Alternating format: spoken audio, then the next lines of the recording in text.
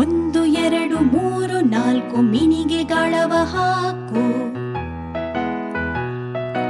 5 6 7 8 ಸಿಕ್ಕಿದ ಮೀನು ಜಾರುವುದುಂಟು.